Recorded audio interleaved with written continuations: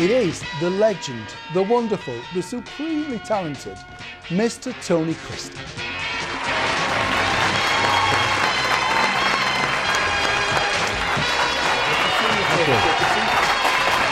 So, you sang the theme tune to a major TV show, The Protectors. You know, how did that come to you, or did you recorded the song first and then they came? I was making an album in Bond Street, and during the lunch break, Mitch and Peter said, "Will you do me a favour? Do us a favour. We're submitting a song to Lord Grade for a TV series. Would you sing? Yeah, Lou Grade. Yeah. Would you nip to Studio 2, which was next door, and put your voice on?" And all they had was the hook, you know, in the avenues and alleyways. And they said, there's a band in there doing the backing for it now. I said, who was that? He said, CCS. I said, you're kidding. CCS, yeah.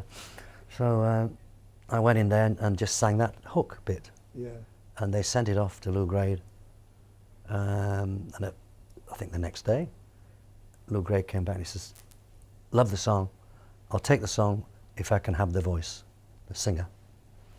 So they said yes without my permission. They just said, yes, you can. And they had to go back home and write the verses. Yeah. And we recorded it that week, and then it was used on the series. And did you watch the show? Because it was it's hard to imagine, because Lou Grade was the biggest mogul going. So quite nerve-wracking, I think, anyway, to work for him. But his shows were the equivalent, if you like, of X Factor and America's Got Talent today, aren't they? Yeah. To get that was a huge event. ITC with Robert Vaughan, big names. Yeah. You know, when you watched it, did you get quite excited seeing your voice coming over the credits? Yeah, and seen the name at the very bottom, sung by. I also did it in French. I did it in French, and I couldn't speak. I couldn't. No, I had to get a guy who was in the music business who was French, and he came and I wrote it out phonetically, and he helped me with the making it sound. So it was used on the French program as well. Yeah. I also sang in Japanese when I was in Tokyo.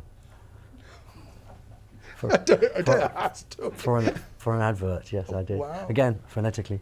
Wrote the words out. Yeah. It was for stereo, some stereo. Sotereo. Yeah. Sotereo. Yeah.